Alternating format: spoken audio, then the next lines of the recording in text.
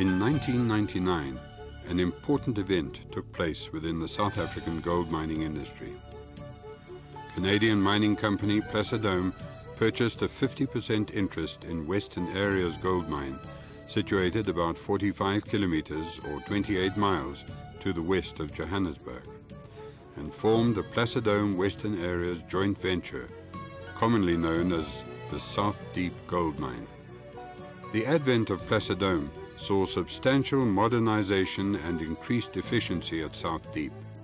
This, together with a weak gold price of 1999, resulted in 2,560 mine workers being retrenched from July to October that year, to add to the 100,000 retrenched by the mining industry over the previous 10 years alone. The major aim of migrant workers flocking to the mines annually is to earn enough to provide an income for the families left behind.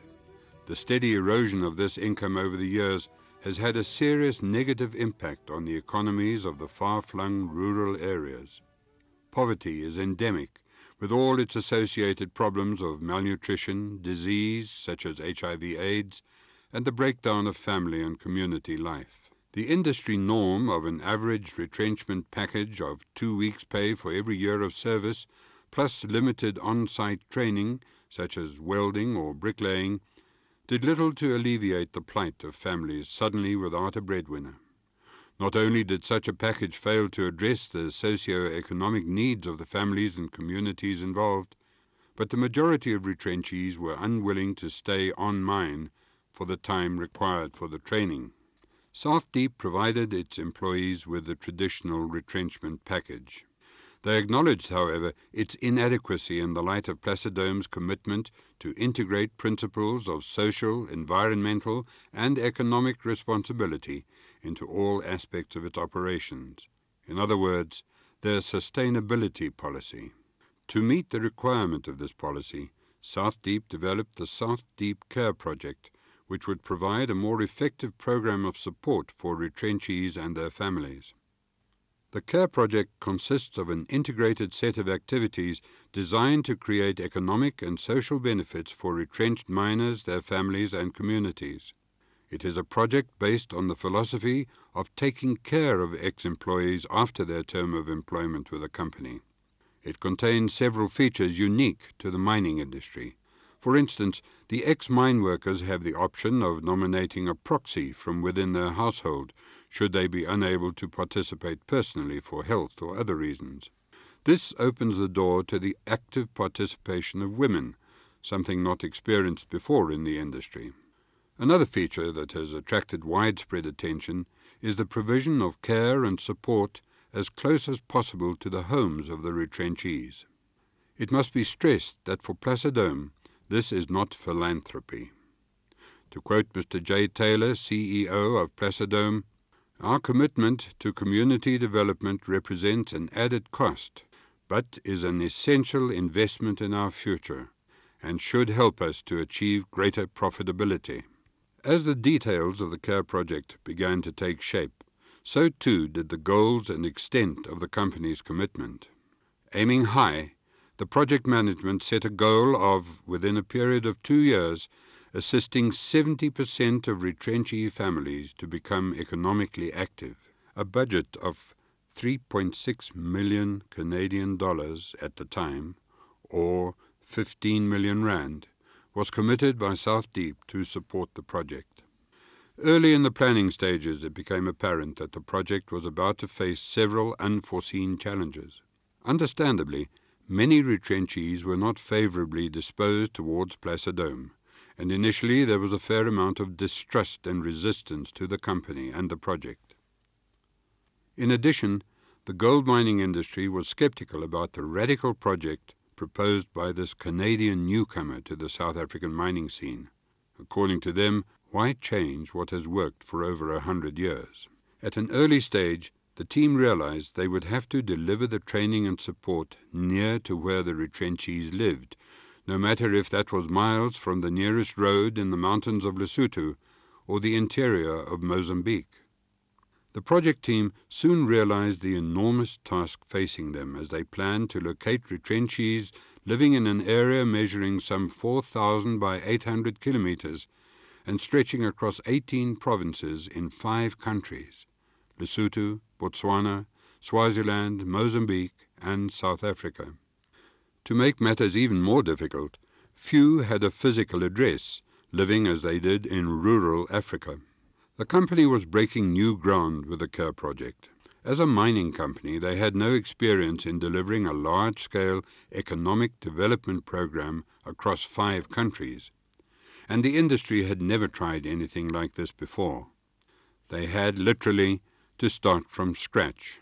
The first step in the development process of the CARE project was for the project management team to conduct consultations with all the stakeholders. In addition to the overall objective of assisting 70% of the retrenchees to become economically active, the project designers set several other ambitious targets.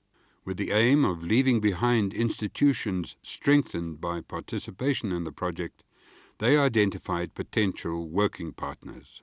The Employment Bureau of Africa, or TEBA, with its well-established network of officers and well-informed and experienced personnel in the regions, soon became a major project partner.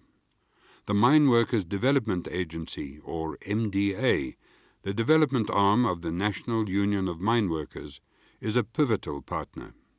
By virtue of their specialized function, they play a vital role as a provider of skills and enterprise development training. From a pragmatic point of view, as well as providing valuable support to the project, they both stand to enjoy long-term benefits from their participation in the CARE project. The project was strengthened when the Canadian International Development Agency recognized the innovative rural development focus of the CARE project, and Placidome was able to negotiate an agreement with them. CEDA added 2 million Canadian dollars, that is approximately 10 million rand, to the project budget and made their development expertise available to the project team. Another development that the company hoped to achieve was to encourage more corporate social responsibility in the mining industry, that the CARE project would set a benchmark for others to follow in South Africa and globally. Initially, the project's designers envisaged a relatively straightforward 4-step process that would be delivered once in each of the 5 main areas. They recognized the immediate need for a team of field workers and planned to recruit them from amongst the laid-off miners and then provide them with the necessary training. They would be based at the TEBA offices in the various regions, from whence they would spread out to locate the retrenchees at their homes and register them. Equipped with portable GPS systems, they would log the latitude and longitude coordinates of the dwellings for later follow-up visits. The third step in the process was to have the retrenchees select an economic option and decide whether they wanted to pursue it themselves or nominate a proxy.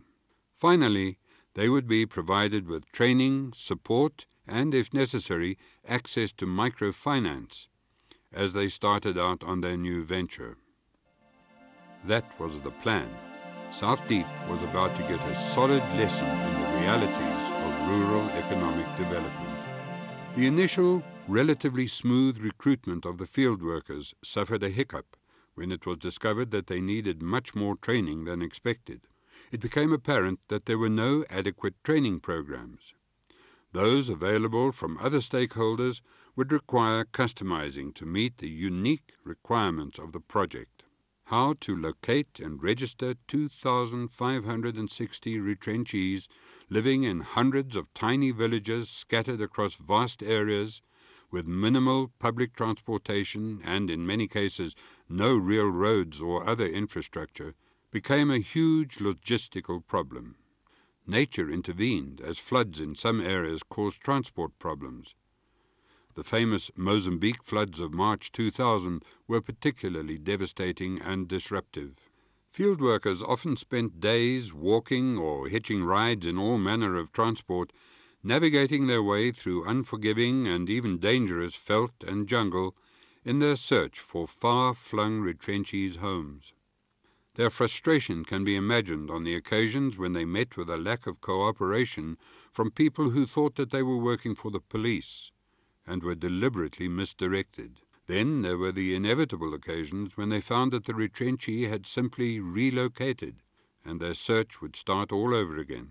Travel and communication problems were mitigated by the project equipping field workers with motorcycles and mobile phones. This called for training programs to be set up to train the inexperienced field workers in the safe use of the motorcycles. The project called for a number of organizations concerned until now with their own sphere of operation and goals to combine forces with common objectives and critical areas. Inevitably, some organizational challenges arose as they learned to work together. Another unforeseen and seemingly unsolvable problem centered around the already complex task of moving equipment across national borders, which proved costly, time-consuming, and frustrating. To add to the above, the provision of microfinance to the retrenchees or proxies proved to be, and still is, a difficult challenge. The project was faced with the fact that the majority of retrenchees and their families had no available deposit, no credit history, interest rates were prohibitively high, and they had no formal physical address. They were unemployed, and regrettably, many were HIV positive. An overall complicating factor was the extreme poverty of rural areas throughout the regions concerned. A critical problem soon became apparent as project leaders realized that the original four-step process was not adequate, given the education levels of the retrenchees and proxies, the isolation in which many lived, and the overall level of schooling in the various regions. As solutions were investigated and put into practice, the four-step process evolved until it eventually became a comprehensive 13-step program. Once located, the retrenchee and, wherever possible, his spouse were invited to attend district counselling sessions where they were addressed by qualified social workers and counsellors. The speakers outlined the various aspects of the CARE project, from small business opportunities, business skills training, financial life skills training, microfinance, and the alternative of reskilling for re-employment. They reassured the retrenchees and families that transportation, accommodation, and meals would be provided by the project. Finally, they were informed about the open days, or economic opportunity fairs, to be held in their respective areas, and the retrenchees were encouraged to attend along with someone else from their family or a proxy. Bus or taxi transport would be provided free of charge from central points, as some had to travel long distances. The open days were intended to provide a venue for project personnel to outline economic opportunities to the ex-mine workers. The events also bring together government, NGOs, and other development stakeholders. To maximize the effectiveness of the open days, trained counsellors conducted a comprehensive guidance and decision support process.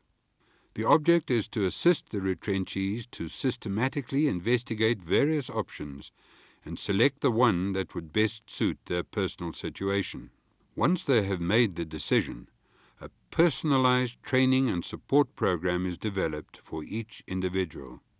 This support assists retrenchees or their proxies to maintain the sustainability of their decisions into the future. A side benefit to these open days soon became apparent, as old friendships were renewed, and as the days progressed, the affairs took on the characteristics of huge family gatherings. These proceedings usually took place in a hall. Good morning, everybody. Project personnel addressed the gathering, explaining the details of the project and emphasizing the benefits to the individuals and the community as a whole. Director for Women and Social Affairs. All speeches had to be translated into local languages. In Mozambique, 2 interpreters were needed, one for the local language and one translating into Portuguese, the language of the former colonial power, a language still universally used in the country. At the time of the unfortunate Project management took great pains to ensure that all concerned understood the practical application of the CARE project. The team had successfully motivated local community leaders. Without exception, they enthusiastically supported the project. They urged the retrenchees to participate and grasp the opportunity with both hands. Most businesses start off as a good idea, and in this instance, many of the good ideas originate at the Open Day exhibitions. This is where the South Deep CARE project has really taken off, and hopefully sets an example to be followed by other industries contemplating retrenchment. But the project has not stopped at the good ideas. The future entrepreneurs are supported in order to develop the opportunity, not merely be re-skilled for another occupation. The project's objective is for retrenchees or proxies to be economically active, not just trained. The majority of the retrenchees and their families had only experienced a hand-to-mouth existence up to now. All retrenchees receive business training provided by the MDA and receive expert advice on market research and feasibility studies to sustain a viable future. After training, they have to make a choice between either being re-skilled or starting their own small business venture. They are required to do their own market research to determine the feasibility of their chosen small business option. They are also tasked with costing the various aspects of the business. The results of their research have to be documented and presented to their support personnel at feedback sessions arranged by the project. Counsellors are available to assist them further if necessary. Assistance and advice is given on how to apply for microfinance. They learn how to prepare a basic business plan. They then receive the relevant product training, for instance, how to run a chicken farm or spaza shop, the African convenience store, or a small manufacturing or repair workshop, or even training for the security industry. Thereafter, they take the big step and start their own business. The process thus described is consistent with the basic philosophy of the CARE project, namely, teaching people to fish and ensuring that they are able to eat for the rest of their lives. And then there are those who decide against the challenge of entrepreneurship and instead seek employment. The project has assisted over 350 retrenchees to obtain jobs on other mines and many more to secure other salaried employment. One of the many unique features of the CARE project is the follow-up sessions after 6 months. Small business entrepreneurs are scheduled to report back to the project personnel to undergo further training if necessary on how to improve and grow their businesses.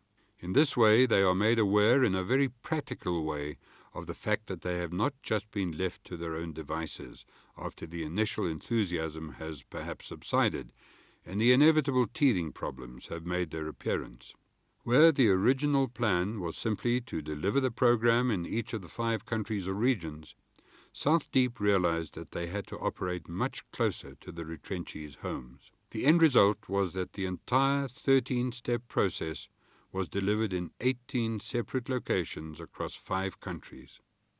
A far cry from the original concept, and a development that created immense unforeseen logistical challenges for the project team. It became obvious that the original 2-year time frame needed a rethink, and that 4 years would be more realistic. Despite these difficulties, numerous success stories have emerged. A few typical examples indicate the variety of opportunities recognized and developed by the retrenchees and their families. One enterprising man opened a spaza shop or convenience store. He attended a district counseling session given by the project and participated in the free business training on offer. Inspired, he purchased a satellite dish for TV reception in his isolated area and located the only spot in the region where a cell phone can receive a signal. He is now doing very well with his shop. He charges admission to his TV audience who come from miles around, sells refreshments to them, and offers a paid telephone service with his cell phone. He also charges car batteries for a fee and provides small cash loans to clients. In Maputo, a group of 8 retrenchees got together and, after consultations with care partner Private Training, decided to develop a chicken farm. A customized training program helped them to understand the technical aspects of chicken farming, confirm their markets, and identify their equipment and working capital needs. The CARE project helped them join a chicken farmers association, giving them ongoing access to technical support and assistance. With the support of the CARE project, the retrenchees are already providing chickens to help feed the people of Maputo. They have recently been approached by others in this poverty-stricken country who want to develop a similar business. Now, 3 years after their retrenchment, they are not only making a living for themselves and helping to feed Mozambicans, they are seen as mentors and are helping others to chart a path out of poverty. An encouraging aspect of the emerging success stories is that many of the new enterprises are benefiting not only the retrenchees and their families, but villages, local communities, and even the country as a whole. A classic example is the Chokwe area of Mozambique. Before the Civil War, this region, with its well-developed network of canals and tens of thousands of hectares of high-quality land, used to grow nearly enough food to feed the entire country. The CARE project field team worked with a rice processing and marketing plan and the government-controlled canal system to work out a process to enable retrenchees to develop small agricultural operations. The team negotiated rights to use the canal system and adjoining land, identified the equipment needs, and put in place a parts and maintenance supply system. Then the project and its partners worked with local retrenchees to clean the canal system so that it could bring water to the land they were allocated. With training and technical support financed by the CARE project and provided by local project partners, this group of retrenchees is now working on growing rice and vegetables to supply the Mozambique markets.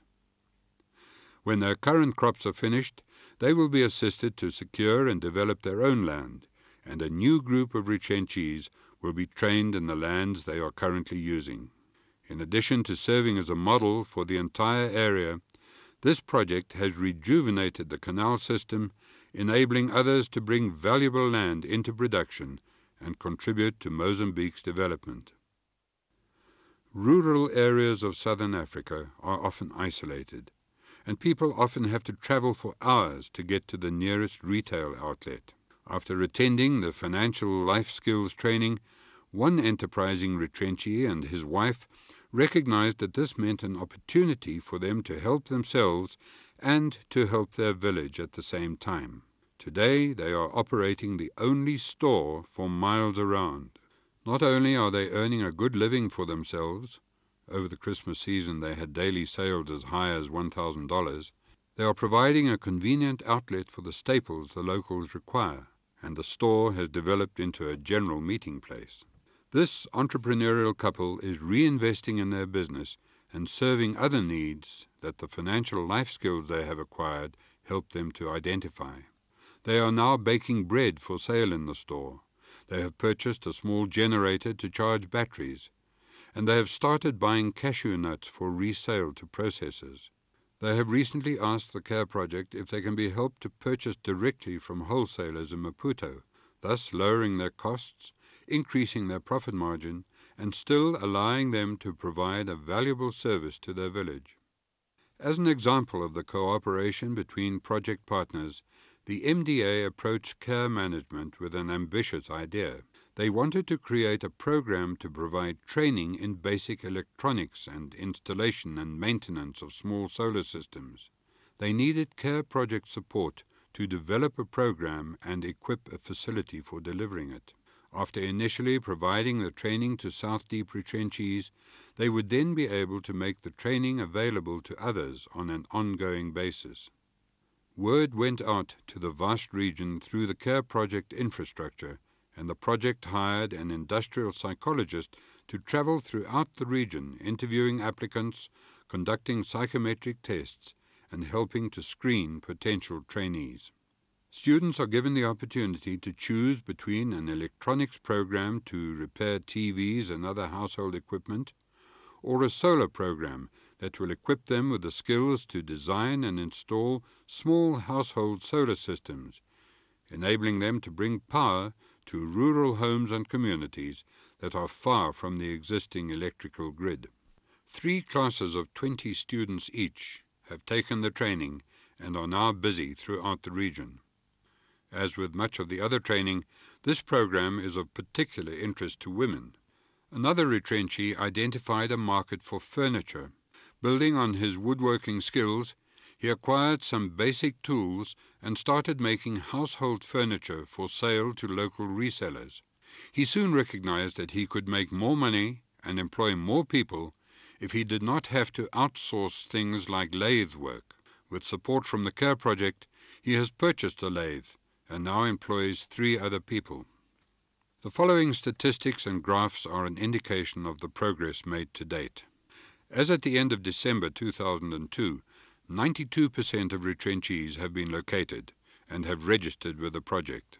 1,250, or 57% of those registered, are economically active. 1,556, or 65% of the retrenchees and their families, have experienced the unique financial life skills training. Women have benefited directly from retrenchment packages, representing a significant number of the trainees in the project. The South Deep Care model is becoming an industry standard in South Africa and is being replicated elsewhere in Africa and globally.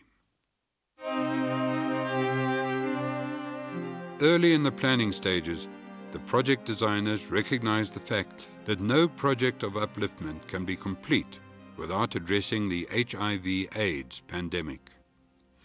With project partner Teba, a home-based care program was developed for affected mine workers and their families, which won a prestigious Development Innovation Award and $100,000 from the World Bank's Development Marketplace. This program utilizes the extensive existing infrastructure of Teba and the South Deep Care project. It was inevitable that the Care project should attract the attention of the rest of the mining industry and government. With union encouragement and support, here was the first mining company project to provide development services and support directly to retrenchees and their families, as near as possible to their homes.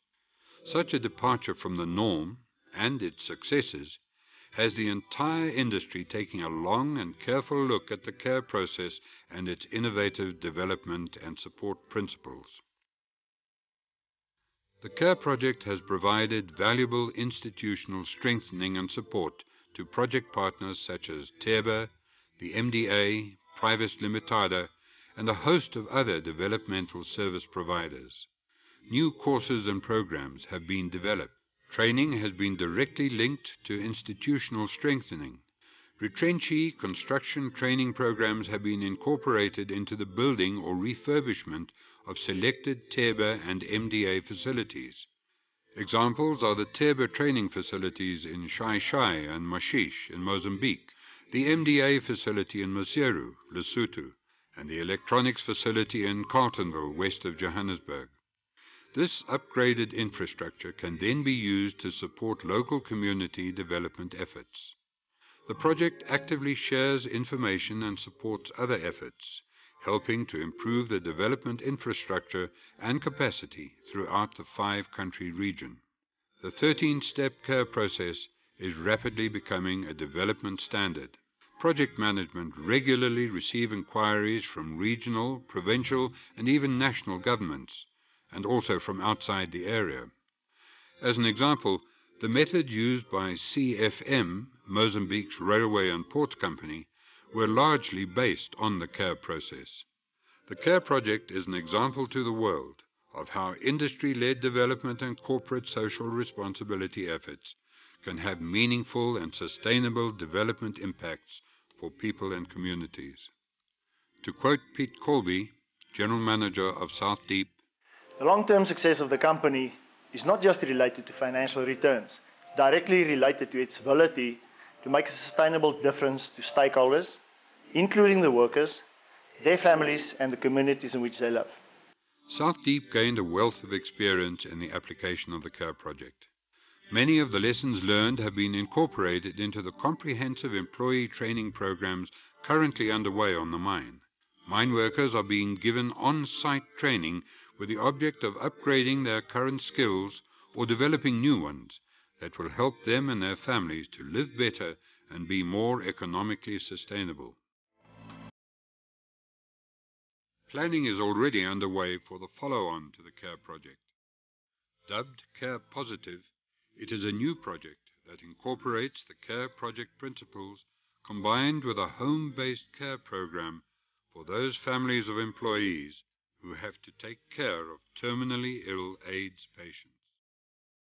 This will help them to cope with personal issues and to chart a new economic course for the family into the future. South Deep and the CARE project have made a real difference in the lives of many families and communities. In a small but significant way, their efforts are helping to change the face of rural Africa.